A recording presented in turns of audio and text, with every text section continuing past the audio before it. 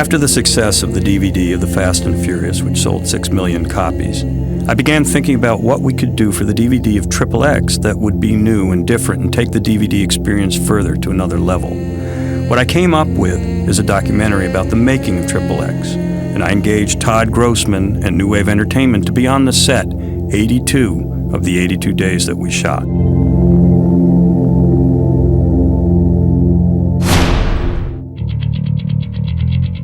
What I hope you get out of this documentary is not just my journey as the director, but that all films have their own journey, and once filmmakers embark on them, they're all very different. And in many ways, as I've found over the years, they are much the same.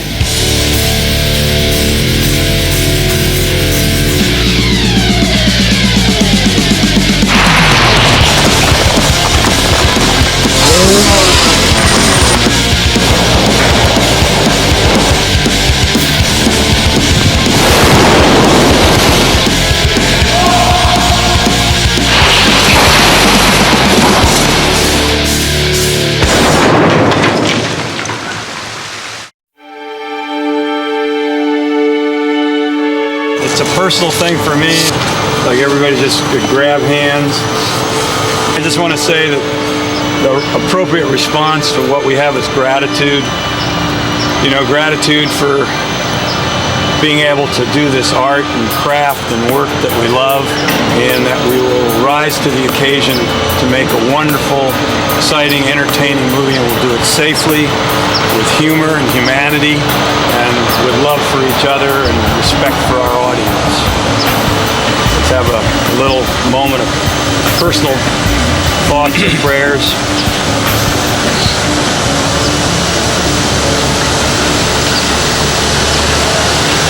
Okay, let's shoot. Okay? Yeah.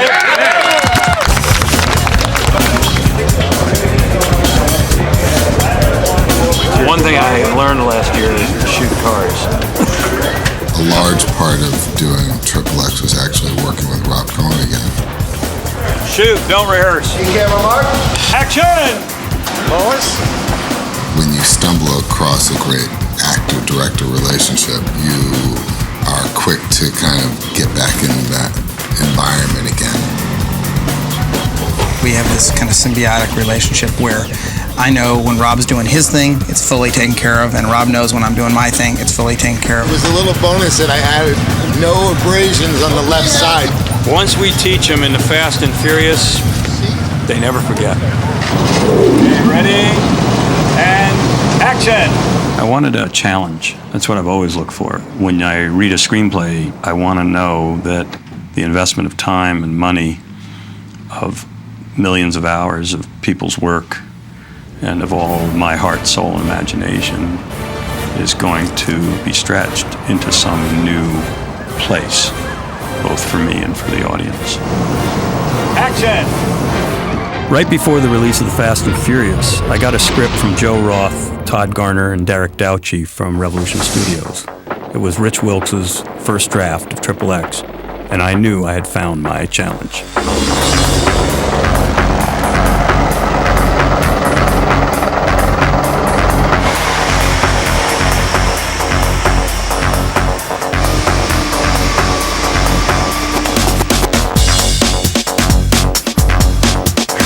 These are the digital recording decks that we're mounting in the Corvette.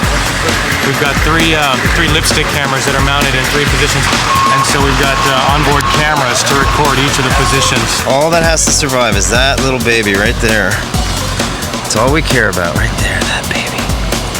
Good luck. You know, like the base jump off the Corvette we did with 18 cameras because I did not want to have to do that again. It was already a stunt that no one had ever attempted. It was very, very dangerous. Oh, wow. Cool. Red flag goes away, and I start doing this. Albert, we're moments away. We're within 30 seconds. Yeah, Lance, we're all set down here. Anytime you're ready to go to red flag, you let me know. Okay, let's go. Red flag is up.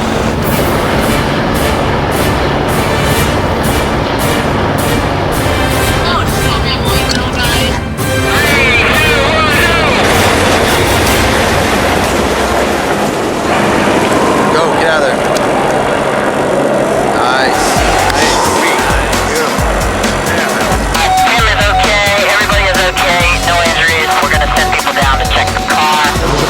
side down the floor. What kind of action sports do I do personally? None, really. I sit on the couch and I watch other people do the dangerous things and enjoy my Tony Hawk video games and watching X Games. I'd love to be able to sky surf and kick people's ass, but I don't want to get hurt myself.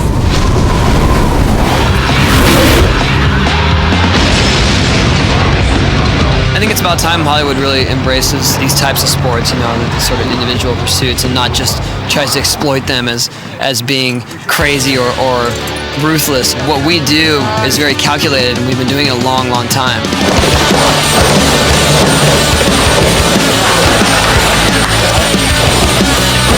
There's nothing much to be said here except that it all starts with the written word. That's clever.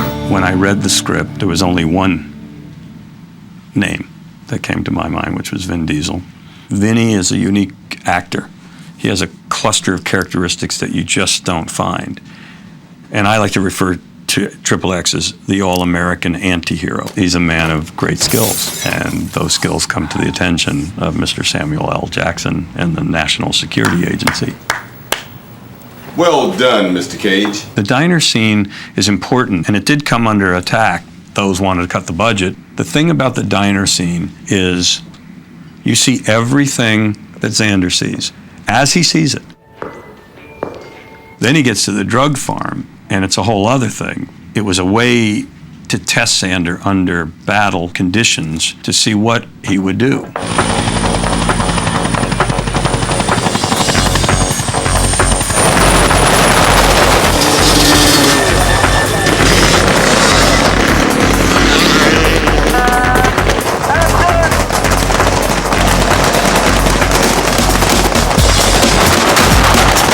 I have a theory to front load the first act with action.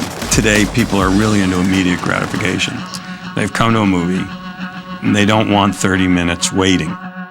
We spent 2 weeks of freezing nights in Lake Piru, California, near Magic Mountain, and we fought every night to get off as many setups as we could. As I learned, the enemy was the dawn.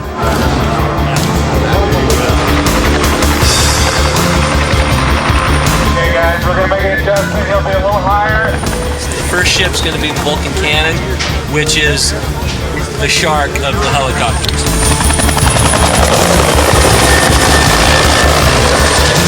Great. Okay, that's the starting point, that's the path, that's the ground hits. Let's move this Vista Vision. Guys, clear this area, please. Clear the area. Action!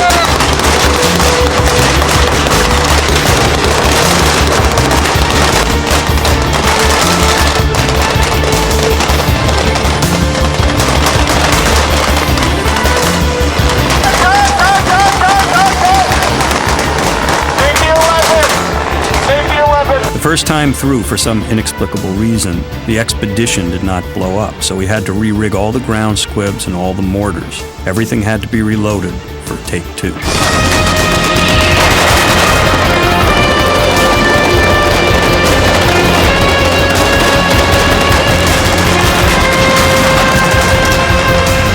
at this, look at this shot. Look at that shot.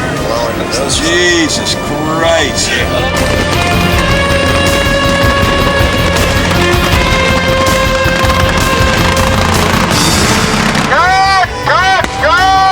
Fantastic job. I got 10 great shots, great action. Thank you.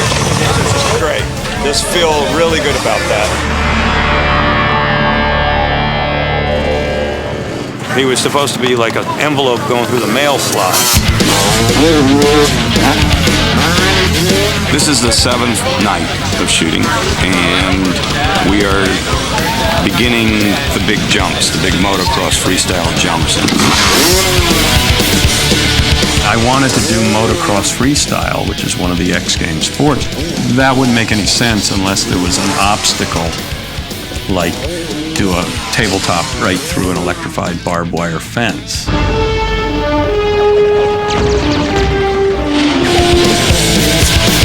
Something very fascinating about playing Xander Cage was that I'd have to do 3 months of preparation and training. I'm a thrill seeker myself to some degree, and I just completely enjoyed that process. I'd never been on a motocross bike before in my life, And on the first day I'm doing jumps, I trained with the best motocross experts to have the opportunity to go off and do those things.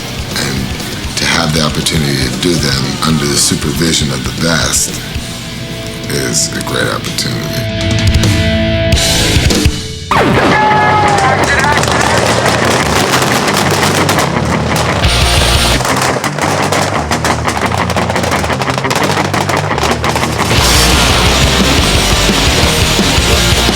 That's our 183rd setup on this sequence alone.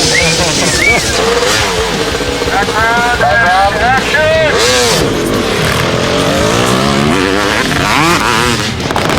Real hero shot is Vin and the helicopter together with the bullets going off. This is very dangerous what we're doing. Letting our star do a stunt of this magnitude.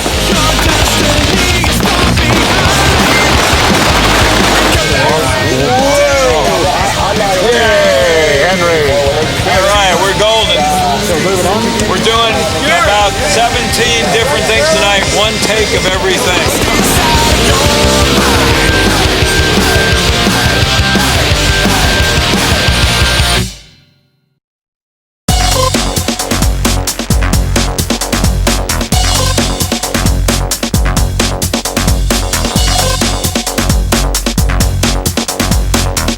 When we came to the jump over the drug lab, we're really talking about a stunt that had never been attempted and was in fact extremely dangerous. For any reason you don't feel right, beer, don't do it, right? No matter what, no matter what. We got more film than we got purple. We got everything. All the stunt guys in position ready to go? Okay, all right, good.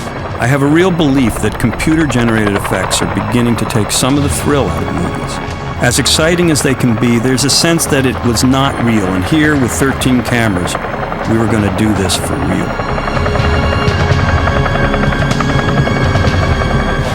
See all the red wiring, all the red wiring and all the little black tape marks that are blowing out against the same piece of pyro. There's the dawn, there's the enemy. The enemy rising. The culprit. We have to get this before that becomes day over there. This is where the power is. It's filled with gas and then it's got primer cord laced around it. It's a really heavy duty, like a mining explosive kind of a thing.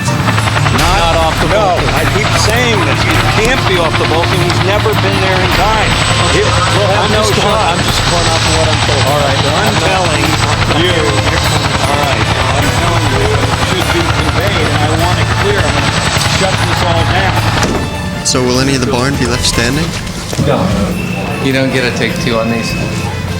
Yeah, we're gonna try and pull this off here in the next half hour. It's gonna get light. It's hovering, then whip over to the building to catch the explosion. And Rob says he really means whip, like really whip pan over to the building. 5 helicopters, 8 explosions, no waiting. All right, pictures up. There we go. Ready? And action!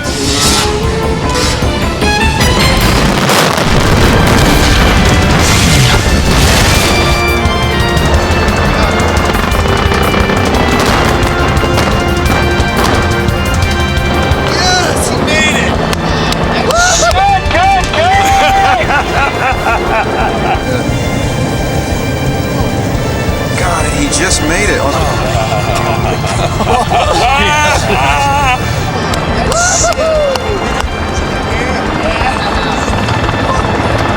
Dailies were great today. Tabletop, 2 thumbs up.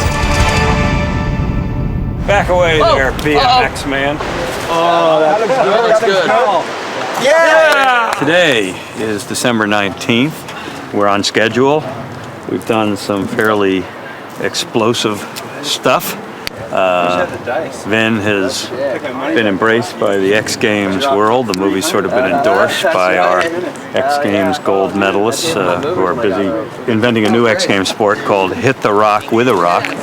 We're 3 days from finishing what we have to do before we reconvene in Prague for a whole other side of this movie. Glamorous and dangerous and very romantic.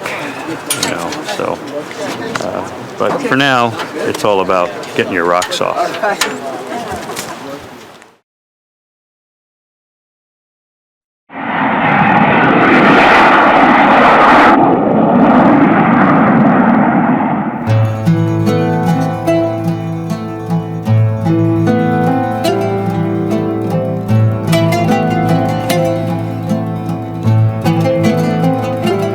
Prague is absolutely stunning. Prague is a beautiful place. I'm Rob Cohen. I'm the director of the movie. So first I want to say Dobry Dan to all our Czech crew that we're meeting. I'm looking forward to getting to know everybody and everybody's name. The Czech Republic and the people in it are among the finest comrades I've ever had in the world. And in a world of homogeneity and McDonald's and, you know, Gap and mini malls, a city like Prague today is among the 2 or 3 most beautiful cities in the world. Using Prague for Prague, not Prague to be London or Prague because of cheap sets, but Prague because the story took place in Prague, was such a joy, visually and spiritually.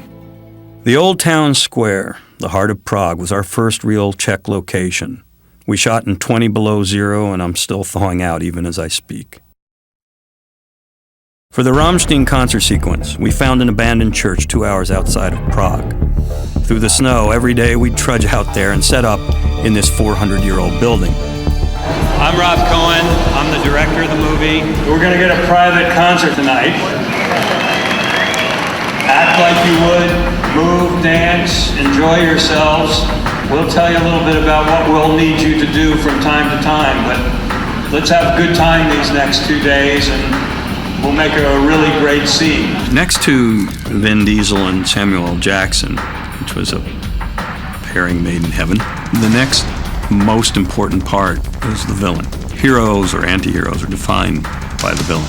So you need the strongest villain possible to have the strongest hero possible, to play Yorgi, to play Yelena, and we have the whole world to pick from. It's the beginning of the movie, and it's my first day of shooting, and we've been working for 24 hours.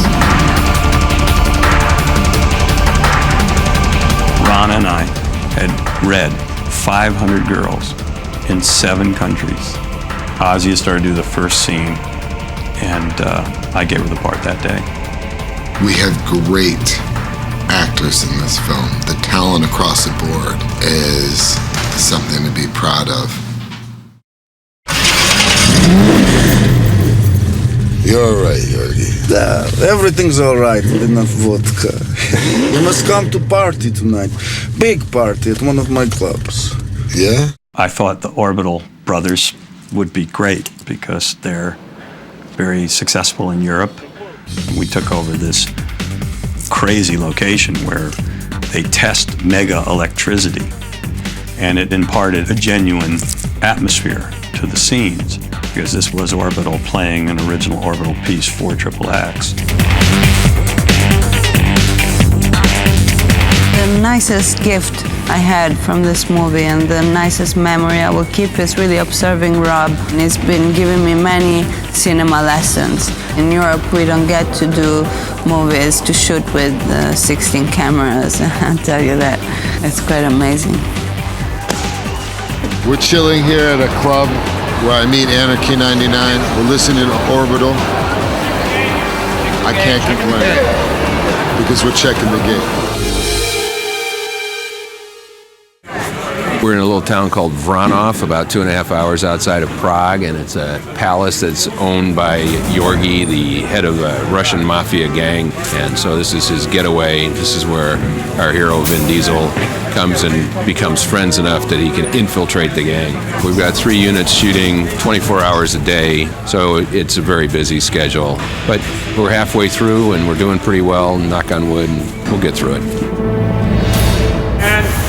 Action, Jerry!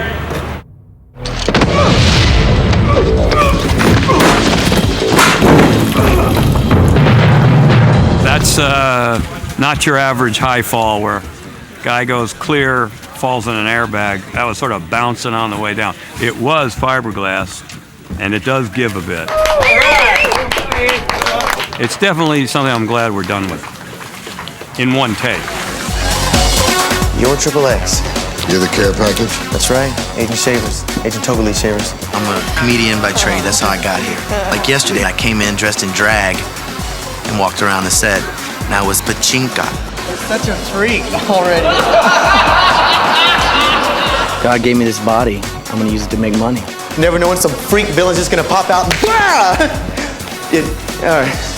What are you gonna do? You get a transvestite comedian playing a gadget freak working for the National Security Agency. But I might point out that J. Edgar Hoover was a cross-dresser, so it's more truth than fiction.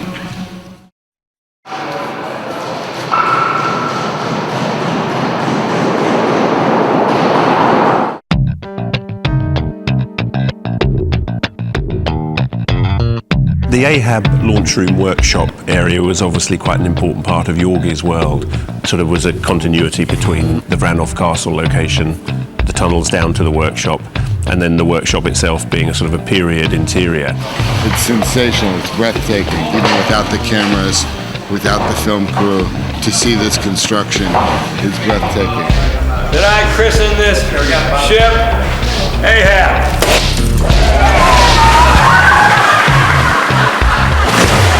That was brilliant. Captured on film as well. I feel like I'm a pirate in the shirt. Very good. Worked, huh? Worked once.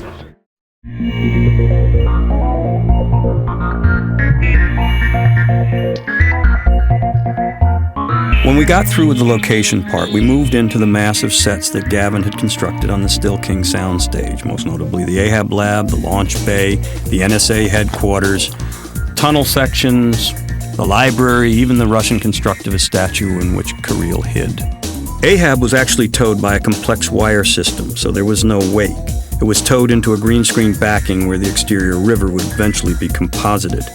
Here in the final scene, you can see a completely convincing effect of Ahab going out into the world. Won't get better than that. Good job, Swami guys. Good job. Let's hear it. Yeah, very nice.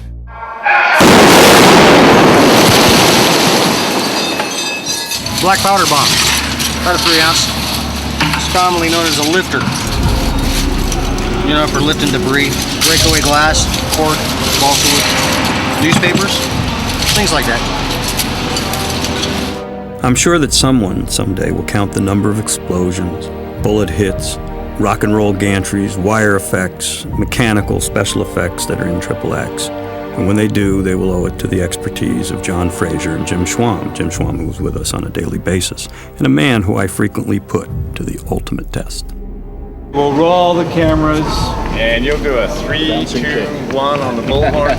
That'll give everybody their cue to start pulling, and then the explosion will continue on through. What I'm trying to get is that this is a shocking experience that the audience was not expecting. Yes. There's going to be a lot of materials in the air.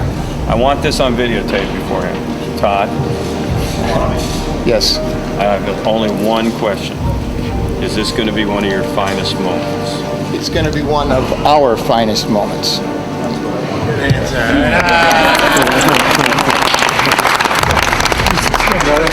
Very nice.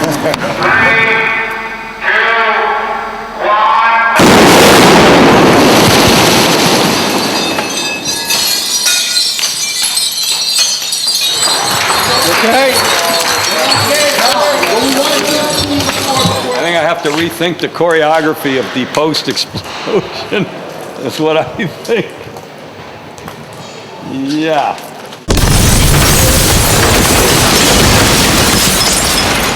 Dean's extraordinary. I mean, he's like the perfect cinematographer.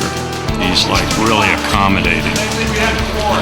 Brilliant, talented, fun, works with an amazing crew.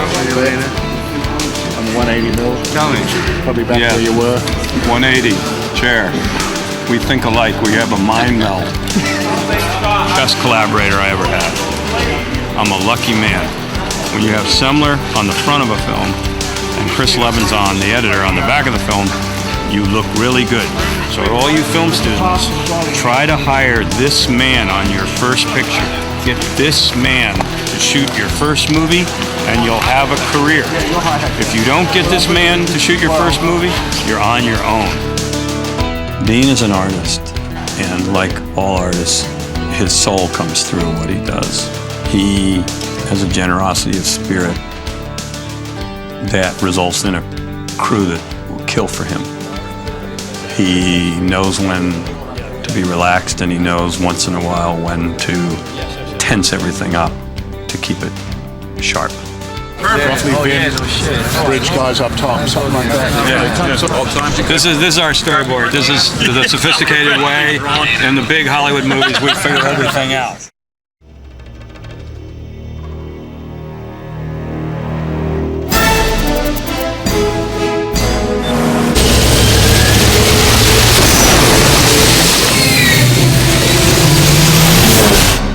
Shooting a climax on a hydrofoiling submarine was a new set of challenges for me.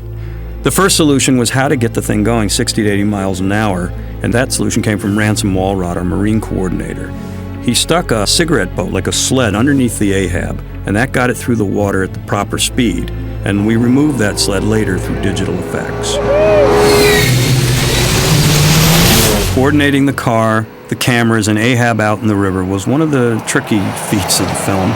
Because you got three moving elements. It's like trying to thread three moving needles, and I think that's probably 9 times as difficult as one. But, you know, day after day, we did it. You said there was an ejectable roof! Yeah, right here! Hit it!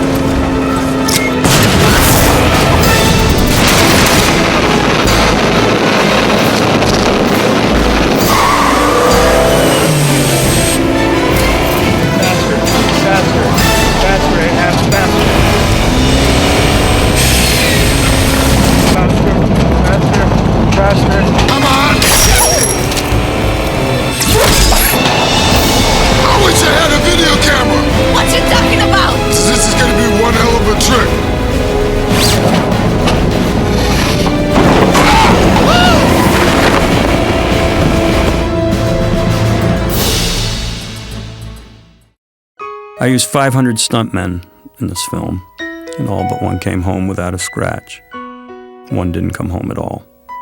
In one of the simplest stunts in the picture, Harry O'Connor died.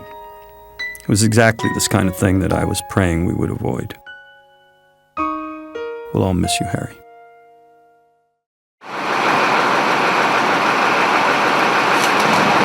We are here on the Vltava River in Prague. It's raining, the weather's against us, yet we press on. If you had a sunny scene going and now it's pouring rain, you either have to wait it out or you have to compromise the consistency, and sometimes you can get away with that. I just say you've got to play the hand you're dealt. Well, the last couple of days has been extremely unpredictable. 1 minute, half the town is in complete bright sunshine and the other half is blacked out by snow. So you never know what you're going to expect from 1 minute to the next. I don't know what to do. I really don't know what to do. Oh, it might be too low. Come on, come on, come on. Here we are on another sunny day in Prague. There it is. There's the sun. There's the orb.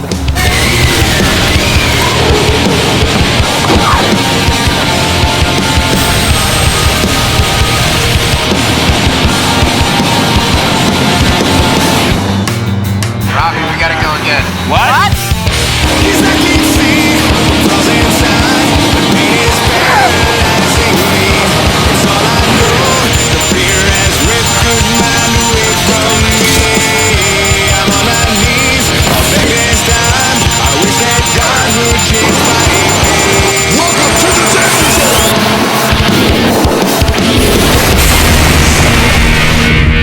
Let's hear it for Ben.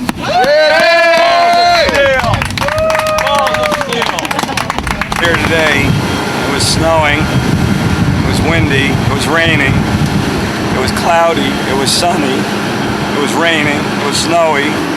So you got the best experience that could be made out of a truly terrible day.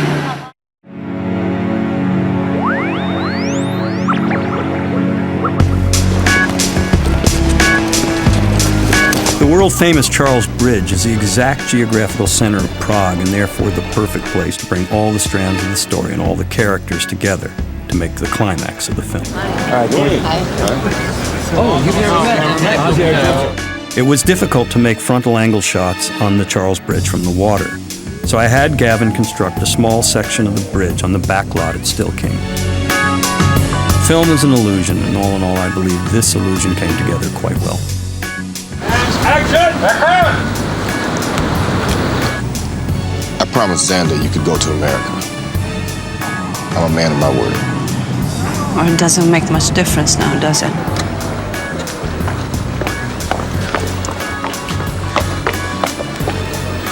Xander! Bora.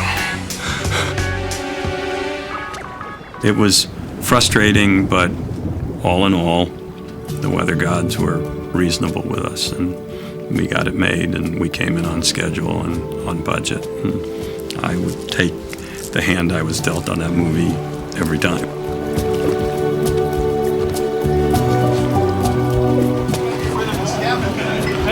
Now, we want to come to our right a little more. It's over this way. In 1990, while trying to push Dragon the Bruce Lee story into production, I took a brief vacation in a magical place called Bora Bora. I never forgot its incredible lushness, the beauty of its aquamarine water, and the loveliness of its climate.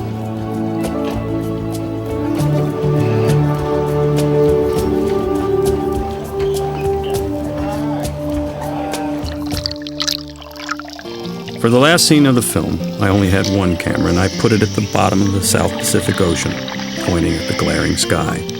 And that would be the final, what I thought beautiful shot of the film. Ready and dive!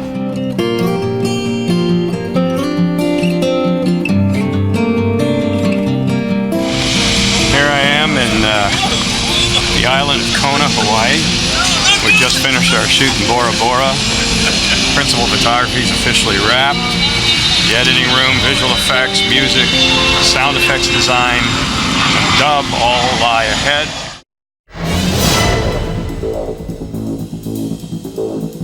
I did over 2,000 shots on this film. I got into the editing room Christmas Eve day. The fact is that we basically had 5 weeks to cut the film, to show it to the studio. To pull that off, I needed only the world's best editor, and that's Chris Lebenzon.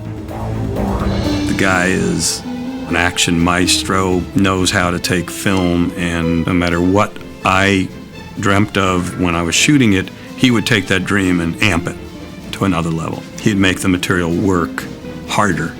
He would use more of it in more imaginative ways.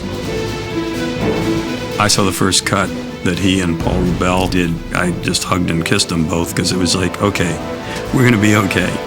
To put this film in a fine cut in 5 weeks, only masters can do that. Even though pre-production and the set are very exciting, the real movie making happens in post-production.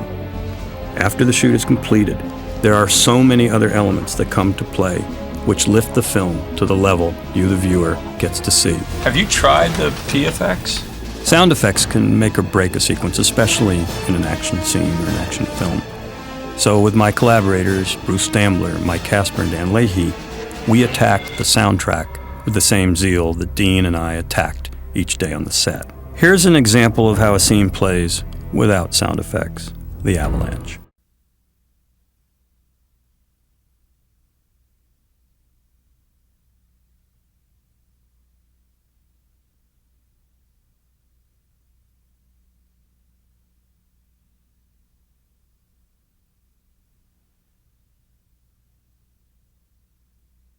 And with 20-hour days and 10,000 sound effect tracks running, here's how a scene takes on a whole new life.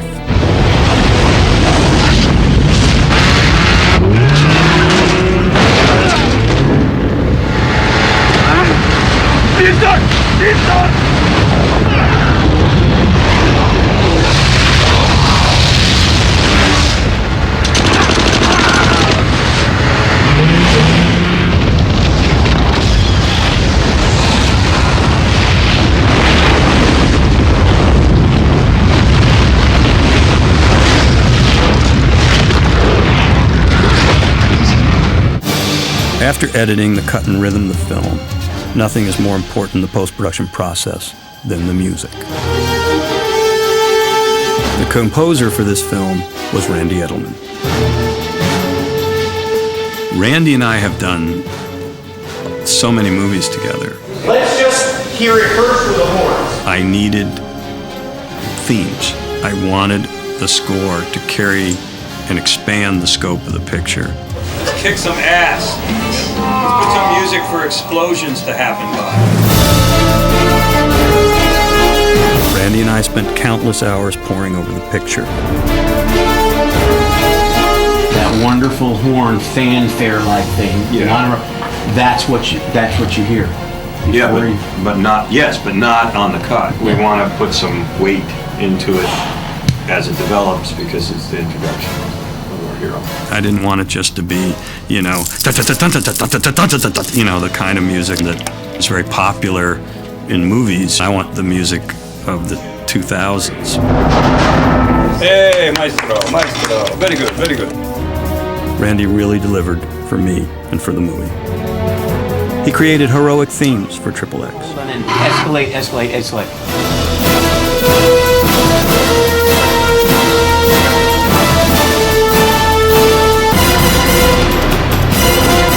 Everybody else is holding the A.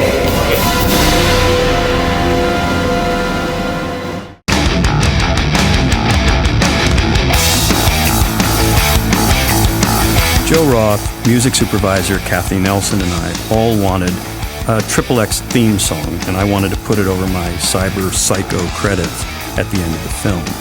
So Kathy reached out for Glenn Ballard, and Glenn Ballard reached out for Gavin Rossdale of Bush.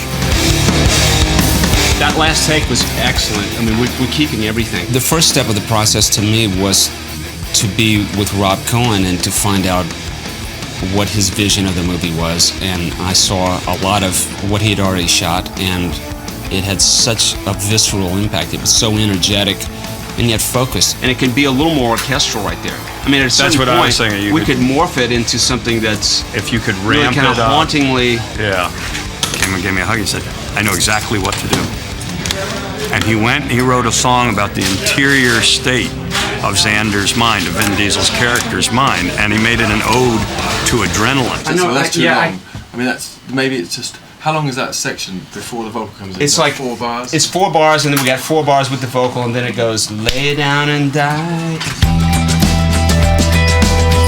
I saw the trailer of the film, heard about the movie, and so just worked on the song with Glenn, just jump right in. Well, he was doing a little beat, and then he was going 4 on the floors on the vocals. So maybe he just ramps up to it a little bit. The record has turned out to be a very exciting part. And it got me to get off and direct a musical thing, which I have never done. Play a little more this side. In other words, you've been playing this way. Play a little more looking that way. What's really good about him and refreshing is it's all about music. He wants the music up in the film. Rob's all about, what dialogue? Turn the fucking music up.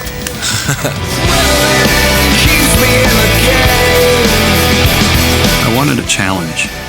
That's what I've always looked for, whether movies have been successful or unsuccessful. My heart, soul, and imagination is going to be stretched into some new place. It's fun for me every day. I don't care if I'm on a stage. I don't care if I'm in a location. I don't care if I'm on a set on a location. I just love making movies. I love it.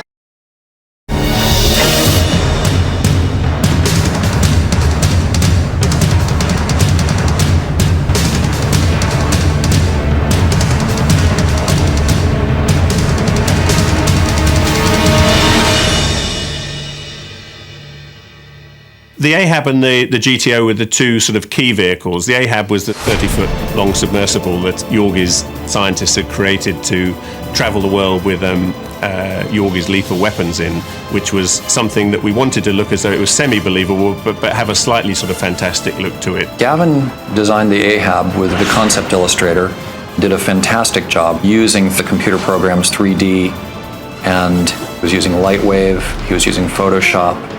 Lightwave was a very useful tool because it's fairly scalable. And he built the whole Ahab as an illustration in 3D, which then he could texture map and he could show as a 3D object, rotate, show different views, shadow, but it's very easy to show what it would look like from every angle and what it would look like in action. So the illustrations were really used to build the Ahab. We had good reference points from some real submersibles, scientific submersibles, and then we added the slightly streamlined sort of supersonic look to this thing, so you could believe that it could move pretty fast above the water on hydrofoils and then submerge when it needed to submerge and be run by radio and remote control via sort of solar panels as well. The drawings were actually able to be used directly to mill pieces in the effects shop for the construction of Ahab.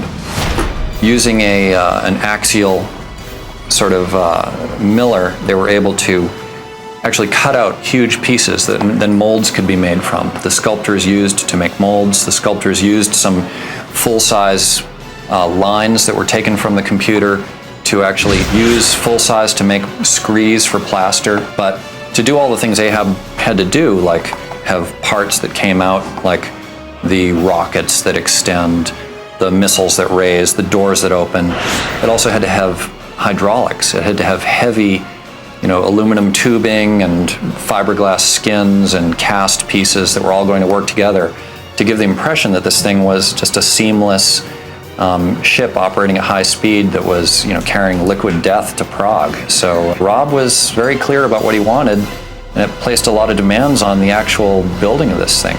It had to do a lot of things, and yet it had to actually fly. It had to really move. He said, I want this thing to be fast, fast, fast. Ladies and gentlemen, 1967 General Motors GTO. 325 horsepower, 389 cubic inches of raw man-meat power. Step on inside and check out the gadgets that I'm unleashed with in this film. We've got everything and anything you need. I mean, you got a speedometer, okay, boring, done. Every car has that. My Prism has a speedometer. You got your gauge, you got your rocket launchers, you got your parachute, you got your oil slick, you got your GPS, you got your sonar, you got your depth finder, you got your popcorn maker, you got your hot pockets, you got your frappuccino machine, all of that, but you don't have a horn.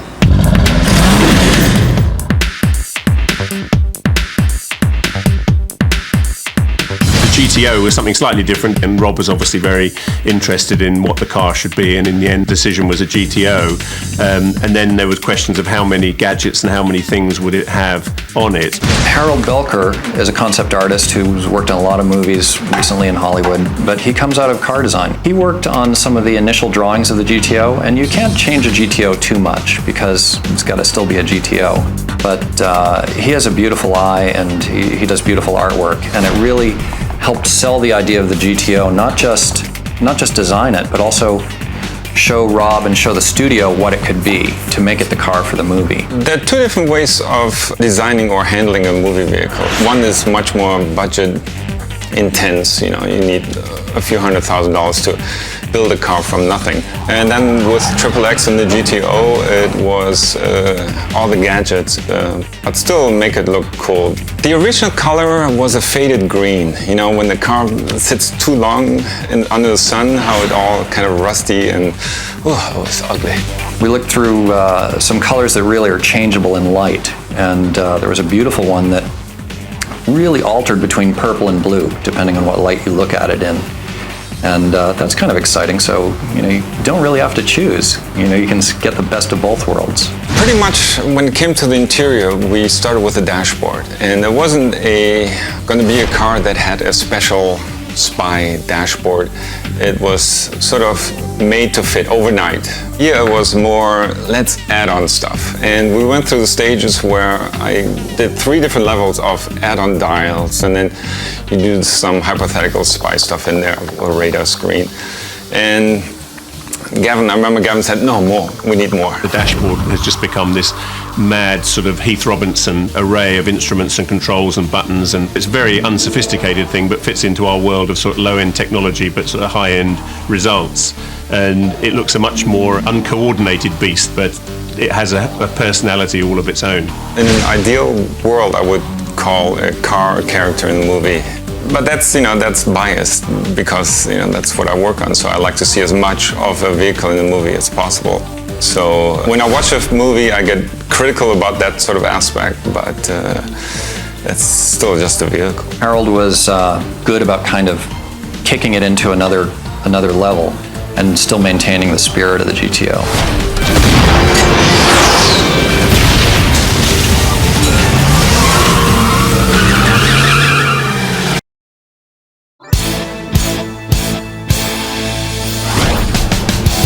It was an interesting script, an interesting premise of trying to put the sort of X-generation spirits into the sort of secret agent espionage world. It was a very interesting take on an existing genre, giving it quite an edge. A script with a lot of action, a lot of gadgets, a lot of things happening, very demanding. Once this starts going, it just gets faster and faster. It never lets up.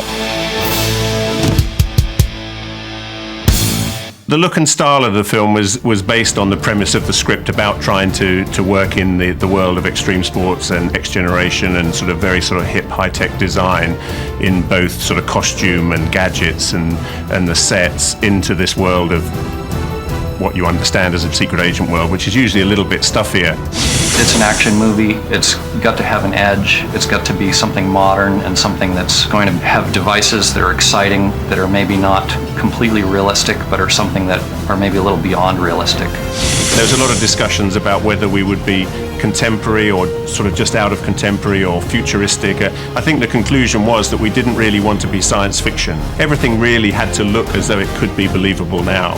Rob trusted Gavin quite a bit, and he wanted Gavin to give him a look that was, going to push things a little bit, be a bit new, over the top, but at the same time beautiful. When you get a guy like Gavin to create the environment, when he knocks it out of the park like he did, you've got to thank him, because all you have to do is be at that point and work off the environment that he's created. OPSEC 3, yellow. OPSEC 4, orange. OPSEC 5, red. In the style of the movie, we had a lot of contrast to work with. We knew we were working in LA, we were working in the sort of the street side life of LA. We were going to Prague, we were going to be using locations in Prague that were a mixture of very sort of elegant and romantic and very sort of run down and grimy, big palaces, small bars, sort of subterranean environments. So we had great contrast going on all over the place, and I think the one advantage we had, or the one thing we were trying to do with the NSA, was push it into a world of very modern high-tech design to contrast with all the environments we were going to see or build in Prague. The NSA, however, which was a set we built in Prague, was a very high-end, high-tech, technical set with a lot of very specific finishes. And Gavin and Rob had no mercy there. They wanted it to look just as good as it could. It had almost 120 monitors in it and very high-end metal, steel finishes. It sounds great, but it's like, yeah, we're going to have 1 million monitors and we're going to be underground. But it was exciting because it's a contrast, I think, to the Prague world. And I think that was important in the set, to give it this scale and the scope that it's, this place has its pulse on every event in the world. It's the kind of place that can track a single person or track a whole army. So it was quite hard work, but a great contrast for the look of the movie.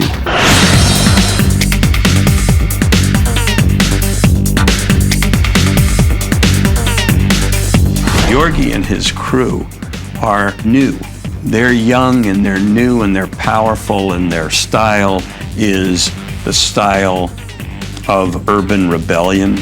The tattoos and the clothes and the clubs and the girls and the whole thing. Yorgi's castle as a concept started out in slightly different form in the script. It was originally a castle split in two sections. It was a castle or palace that he lived in the center of Prague, and it was a fortress that he had on the outside boundaries of Prague, sort of more in the countryside, in the mountains. Gradually, it just became sensible to put these two locations together and there was a castle, a palace called Ranov that I'd seen previously on trips to Prague or to the Czech Republic on other shows that had never been shot in before. It gave us the palace, the sort of the big grand scale for Yorgi, something he lives in this sort of mad opulence as an anarchist would.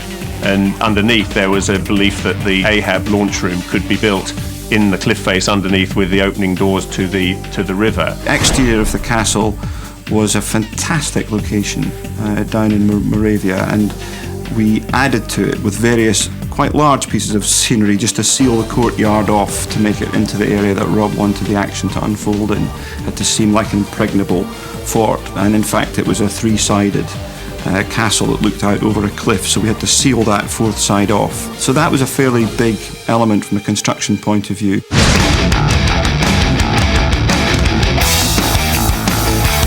Ahab was the sort of 30-foot long sort of submersible, and the idea was that this was being built in a subterranean environment underneath his palace.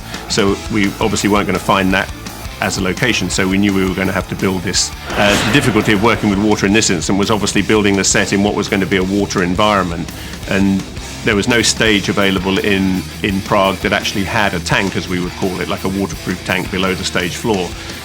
Luckily, the studio complex, which was an old industrial works that we were using, one of the stages there did have a sunken floor. So we started with a shell that was mainly a sort of period interior underground of sort of brick columns and brickwork, but then applied a lot of modern technology into it, as though Yorgi had turned it into a modern high-tech workshop.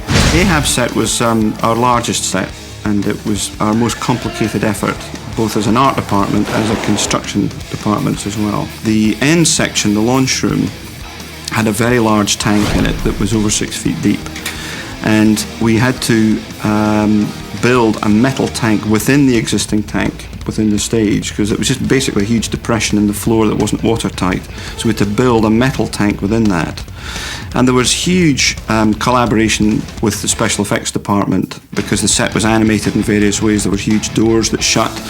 There was an extraction system for taking gas out of the air when one of the rockets goes off inside the workshop. But it was probably the hardest in that it combined the basic set construction finishes of stone and brick with the high-tech metal, glass and all the rest of it. And in fact, by the time the water was in the tank, it became very, very difficult to just get about the set. To get to certain areas of the set, you had to get in a boat and literally row over to it. But it was a great end result. This is movie making to the highest degree.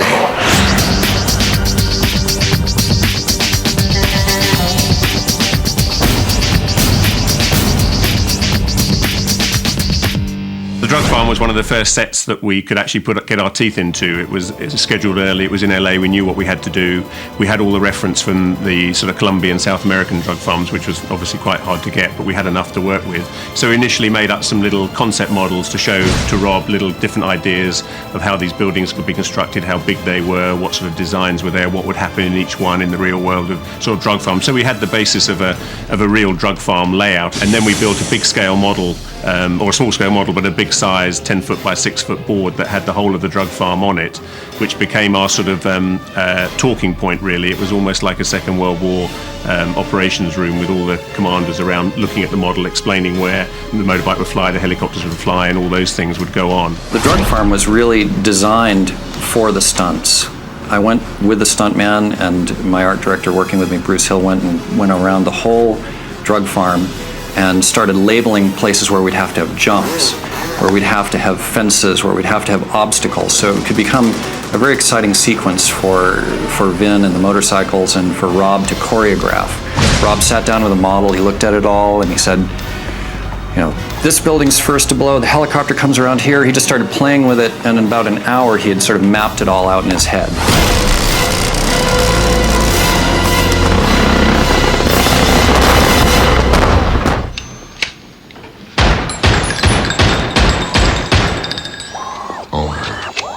God. She's checking you out, man. I think I'll hang on to these. The script had a number of demands for weapons and gadgets for the sort of NSA and the Xander character, and also Yorgie's world as well. So there were a number of real weapons, from great big sort of rocket launchers down to sort of handguns that were real, practical film weapons. And then there was a series of gadgets and weapons and guns that we designed and made ourselves as props that obviously didn't function. And generally they were on the border of being real in terms of their design and what they could do. When these things appeared, they inherently looked naturally part of that world, even though if you took them away from that and looked at them, you probably might think a couple of them were a little bit on the more futuristic side. We're taking things that people can recognise, I think, and taking them a step further into a new realm. You didn't want to make it too high-tech. You didn't want them to be delicate. You're working with an actor who's a big man. You know, one of the big questions was the communicator. You don't want it to look like a toy. The weapons, you don't want them to look like toys. Everything has to be a little bit beefy.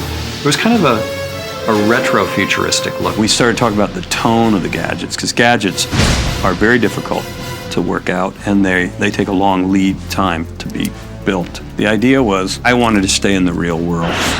I wanted to say, okay, it's the NSA, and they're capable of doing many things that are quite spectacular, but it's not the future.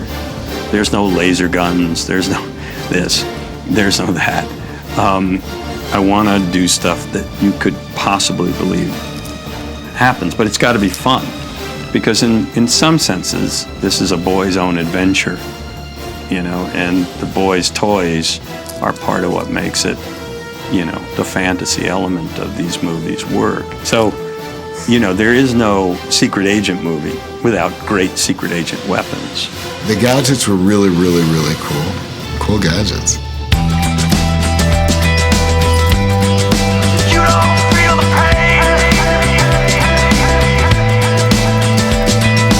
The locations and the split of the production, in a funny sort of way, was one of the things that interested me in the first place. And I think the biggest problem we had in this instance was that we were definitely in two very specific places that were a long way away, LA and Prague. And in the short time we had to prep the movie and to shoot it, that time difference in travel was a huge thing. And so I suppose my biggest challenge in it was just trying to keep my head around two very different art departments that were operating in two different continents. One of the challenges is probably the crew, to get your art department that is going to deliver for you. The Czech Republic's well off in that quite a lot of films have been made there now in the last 10 years, so the crew that you can find there are quite experienced. But on top of that, we did bring crew from the UK, and it was meshing them together so that they could work more homogeneously was very, very important. If you're going to shoot a place up, like a beautiful old historical building, you can't just drill holes in all the walls. You have to provide things which can break and be damaged, and build walls over walls, or build new walls which can be damaged. It's hard in an action movie. It's something that, if you're going to be destroying a lot of square footage in the place you're going into, you have to really work around a place. One of the challenges of the movie was the speed that we had to actually get things up and running. I think it was always intended that the film came out in the following summer, from us starting in September, which basically was 10 months from start to finish, which is quite intense for... Especially a movie that's got a lot of effects and a lot of locations and a lot of design. It had vehicles, it had communication devices, weapons, a lot of things that had to be fabricated. And it was going to be hard to make a lot of the deadlines, we were afraid, but you know, that's one of the things that makes it interesting. Generally it was like, so have an idea and run with it if it was a good idea, rather than mull it over for weeks and weeks. So quite an interesting creative process. You can tell me whether or not it deserves a sequel. I think working on it, that we were all excited about it.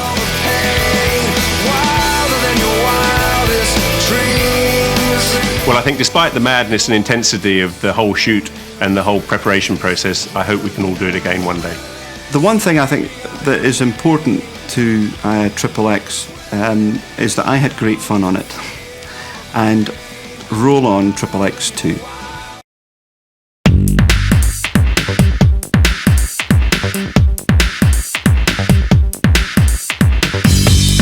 Vinny is a unique person, unique actor. XXX is going to make him an action star.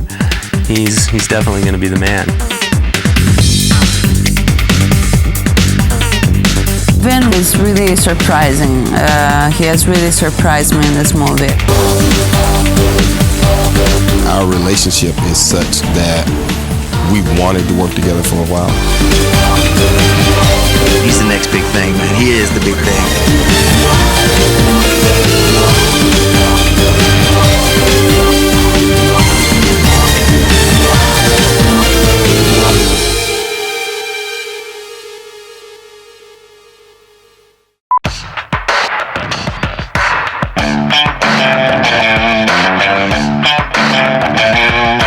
Idea of giving birth to a new secret agent, a new breed of secret agent, was interesting and challenging. Vinny has the most unique cluster of characteristics of any young actor working out there today. He's vulnerable, he's sensitive, he's intelligent. What Rob and I arrived at was that we would not do the movie unless Vin did the movie, because we just did not know who else could embody that role of Xander Cage. Show you what we do with funny guys who get in our business. What hog ties and force us to listen to your bad accent? For this role, it was all about an attitude. The character had to have an attitude, and an attitude like that we were trying to portray in this film is not something that I don't think you can act. And Vin had that, and it just embodied who that character was. I look forward to being incredibly involved in that process, especially on a character like Xander Cage. The original concept, I was thinking, how do you fuse James Bond with Fred Durst? And there's only one guy that fits that bill, who's tough, who's got attitude, who can act his ass off, and that's Vin Diesel. Something very fascinating about playing Xander Cage was that I'd have to do 3 months of preparation and training. I'm a thrill seeker myself to some degree, and I just completely enjoyed that process. I've never been on a motocross bike before in my life, and on the first day I'm doing jumps. I trained with the best motocross experts, and I trained with Navy SEALs, and all the aspects of Xander's proficiency had to be worked out in pre-production. And it's important that when he uses a weapon, he operates like someone who's been trained and who has respect for the weapons and respect for the technique. Vin mastered it, and he was really good with the drill where we had him approaching a target with the M16. At that point, when you go red, you stop, crouch down, and do the magazine reload. Okay? To have the opportunity to go off and do those things, and to have the opportunity to do them under the supervision of the best, is a great opportunity, obviously. I think that the challenge of the film was how to get Vinny to do everything and be in the center of everything. But you can never be clever enough as a superhero. True. Vin is a super awesome athlete. He really is. He talks the talk and he also can walk it. It was very nerve-wracking to watch the guy who's in every scene, carrying every scene, and who's also a close personal friend. To say, okay, now you get here, you ride down here, the guys with the M16s will be shooting from above. The helicopters will be right behind you. There'll be dirt and crap flying everywhere. You cannot lose your concentration. He was in the heat of it all. I mean, even from the simplest stuff where he's running from building to building, the stuff that was going on around him was just chaotic. I feel compelled to do it to try to bring as much authenticity as possible. Then gas it. So I'll cue you earlier so that the helicopter doesn't catch up to you as fast. Okay? To give you that little moment of vacuum.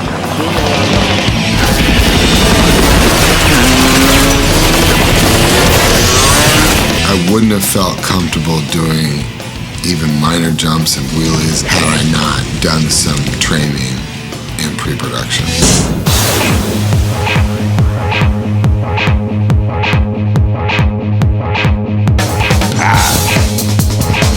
Been trained so hard in motorcycles and the jumps and all kinds of stuff. His dedication was extraordinary. When you actually start shooting, you're able to do things that you've never were able to do before. There were times where, boy, I mean, if you were just an innocent bystander coming up and watching it, you'd be going, are you crazy? What are you doing putting him right there? And then there it is. He does it.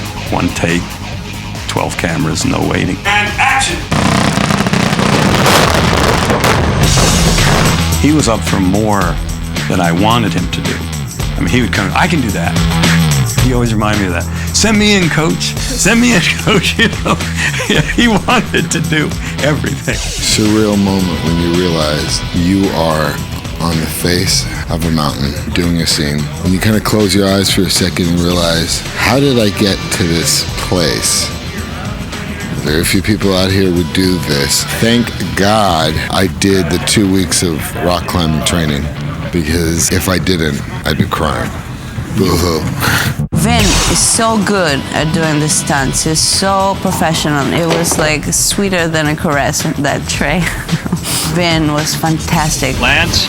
Yeah. Is Vin going to be able to handle this? Sure. We hooked Vin up to a high-speed winch that we had. Basically just, lack of a better word, drug him along the ground and had him be rolling and tossing in the dirt. The depths and breadth of Vin's abilities have just begun to be seen. It represents the style of our culture. It's a different world, and the face of our heroes will change.